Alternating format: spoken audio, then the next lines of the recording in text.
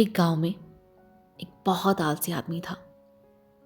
उसे hard work नहीं करना था और खाना उसे बस मुफ्त में चाहिए था। एक बार बाहर जाते हुए उसने किसी के खेत से एप्पल चुराने का सोचा और जैसे ही उसने एप्पल तोड़ा, उस खेत का किसान उसकी तरफ दौड़ा चला आया।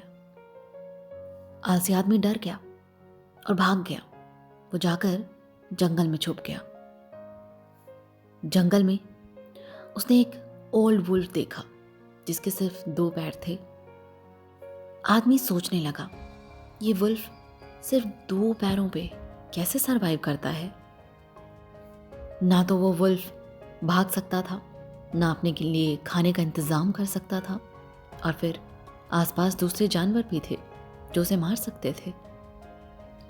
लेकिन फिर भी वो खुश था, अपनी ही मस्ती में चले जा रहा था। तभी उस आदमी ने देखा एक शेर को उस वुल्फ की तरफ आते हुए। उसके मुंह में मांस का टुकड़ा था। वो आदमी डर के मारे भागकर पेड़ पर चढ़ गया, लेकिन उसने देखा वुल्फ भाग नहीं सकता था क्योंकि उसके सिर्फ 2 पैर थे। लेकिन आदमी ये देखकर शॉक रह गया कि शेर ने अपने मांस का टुकड़ा वुल्फ के आगे डाल दिया ताकि वो उसे खा सके। आदमी बहुत खुश हुआ भगवान का खेल देखकर। सोचने लगा, भगवान जिसने हमें बनाया है वो हमारे लिए सोच ही लेता है, वो हमारे लिए सारी व्यवस्था कर ही देता है। उसने देखा कि किस तरह से गॉड ने उस वुल्फ की मदद की। अब वो सोचने लगा, फिर तो गॉड ने मेरे लिए भी कुछ सोच कर रखा होगा।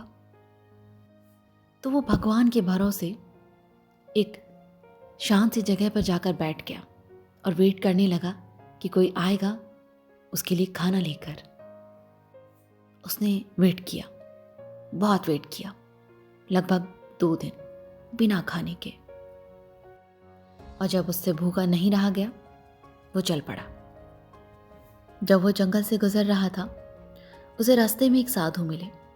उसने सब उन्हें बताया और पूछा, मुझे बताइए कि उस जानवर पे भगवान ने दया दिखाई लेकिन मेरे ऊपर नहीं, ऐसा क्यों? साधु ने कहा, बिल्कुल, भगवान के पास सबके लिए प्लान है और तुम भी उसी की एक क्रिएशन हो, उसके प्लान में शामिल हो। लेकिन बेटा सुनो, भगवान हमें साइन देते हैं और तुमने उस साइन को कुछ गलत ले लिया और उनका प्लान तुम्हारे लिए ये है कि वो तुम्हें वुल्फ की तरह नहीं देखना चाहते, वो तुम्हें शेर की तरह देखना चाहते हैं। कई बार ऐसा होता है कि भगवान हमें साइन देते हैं लेकिन उस साइन को हम गलत ले लेते हैं।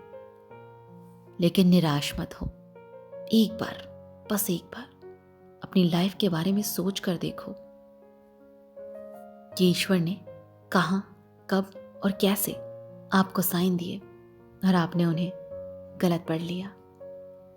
देर नहीं हुई है, अब भी वक्त है ये समझने का कि आप क्या बनना चाहते हैं और भगवान ने आपके लिए क्या सोचा है।